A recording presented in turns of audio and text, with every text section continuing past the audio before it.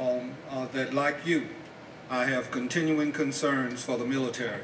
And one of the reasons that many of us are concerned is by continuing to do continuing resolutions, we learn from the military, not just from our own undertakings, that causes them not to have the stable, necessary undertakings that would be provided if we were to do a full year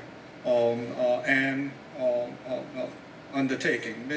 There was a lady that came to the Senate that talked about the fact that they've been operating under 3 years of CR. She was a spokesperson for the Defense Department, and that it is doing considerable harm.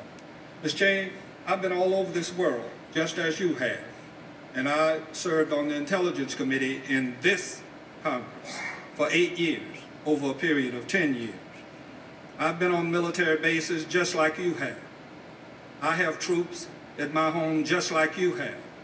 And you don't care any more about the military than I do, and I find it just as offensive as you did when I characterized Secretary Mathis's comments on allowing, among other things, that we will take care of the troops. And I believe Senator Senator McConnell, when he says he'll deal with Senator McCaskill today. And I hope that he does, so that the military pay and the death benefits will be continued. And I believe that they will be fine.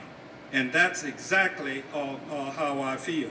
But I say to you, for example, in defense of Senator McCaskill, she voted to keep the government open. And I say to you that no less an authority and a person concerned about the military voted opposite Lindsey Graham on last night. So don't come here with the fact that you care anymore or feel anymore about the military. And what I also said in my comments was every man and woman on this dais and in this Congress is concerned about the military, period. I yield back. No, yields back his time. Mr. Chairman. Does the gentlewoman seek time? I do. Thank you very much. The gentlewoman's recognized. You know, Judge Hastings, I think that you know, the decibel of the presentation is not something that is consistent with the seriousness of what we are discussing here. And you're right, CRs are incredibly damaging and dangerous to the military. And a solution to that would have been for you to support the Defense Appropriations Bill that we passed through this House in July. We absolutely have got to get back to normal business. We've got to get back to a situation where we are providing stable and sufficient funding for our troops. Continuing resolutions don't do that. I know we all care about the troops, but I think it's important for us to operate on facts. And the fact is that a shutdown is far more damaging than a CR. A CR is inexcusable in and of itself, and we've got to end the shutdown. And we've got to get back to a position where we're not saying this is the Trump shutdown. The Democrats in the Senate have the ability today, right now, to change this. And in my view, Mr. Chairman, they ought to move to do that. And with that, I yield back. I thank the gentlewoman for her time. Is there any other member that would seek time?